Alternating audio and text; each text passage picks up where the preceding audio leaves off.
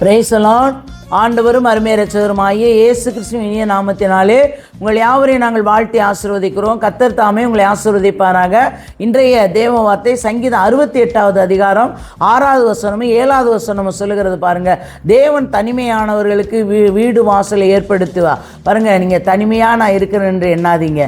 தனிமையில் இருக்கீங்களா? கர்த்தர் உங்களோடு இருக்கிறார். உங்களுக்கு வீடு வாசலை ஏற்படுத்தி தருகிற தேவனா பாருங்க. கட்டுண்டவர்களை விடுதலையாக்குகிறார். எதில் கட்டப்பட்டு இருக்கிறீங்களா? கட்டப்பட்டு இருக்கிறவங்களை விடுதலையாக்கு. எந்த கட்டில் இருந்தாலும் சரி, ஒரு சாபக்கட்டில் ஒருவேளை சத்துருவின் பிடியிலிருந்து கட்டப்பட்டு இருக்கிறீங்களா? பார்வோன் ஆவி உங்களை கட்டி கொண்டு இருக்கிறதா? எப்பேற்பட்ட கட்டுகளில் இருந்தாலும் தேவனை நோக்கி பாருங்க. தேவனை நோக்கி பார்க்கும் பொழுது அவர் என்ன செய்கிறாரா?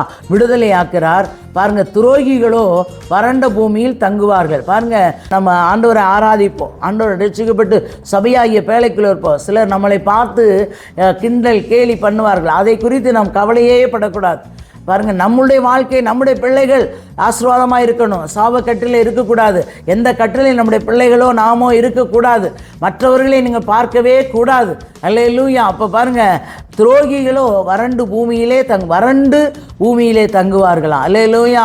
அப்போ வேதம் ஒரு நாளும் பொய் சொல்லாதுங்க.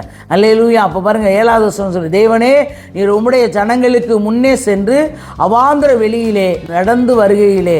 ஆமென். பாருங்க, அவாந்திர வெளியில் நடந்து வரும் பொழுது அப்போ அவர் நீரூற்றாய் மாற்றுகிற தேவனாய் இருக்கிறார். அல்லேலூயா. நீரூற்றை தருகிற தேவனாய் இருக்கிறார். அப்போ தேவனே நீர் உம்முடைய ஜனங்களுக்கு முன்னே சென்று, அவர் முன்னே சென்று அவாந்திர வெளியே இப்போ பாருங்க நடந்து வருகையில் அவர் எல்லா சூழ்நிலையில் நின்று அவாந்தரத்தை வெளியே நீரூற்றாய் மாற்றி உங்களுக்கு ஆசீர்வதித்து உயர்த்தி நடத்துகிற தேவனாக இருக்கிறார்.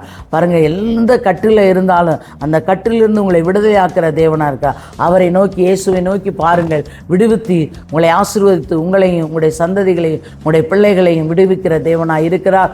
ஆசீர்வதிக்கிற தேவனாக இருக்கிறார். கர்த்தர் தாமே உங்களை ஆசீர்வதிப்பாராக. தகப்பனே மை துதிக்கிறோம், சோத்திரம். கர்த்தாவே சர்வ வல்லமையுள்ள தெய்வமே மை துதிக்கிறோம், சோத்திரம். நேற்றும் இன்று மாறாத நல்ல தவறுன்னு பரிசுத்தமுள்ள கருத்தில் ஒரு விஷயங்களை தாழ்த்தி உங்களுடைய பொறுப்பாதத்தில் தருவோம். தேவன் பொறுப்பெடுங்க, ஆசீர்வதி.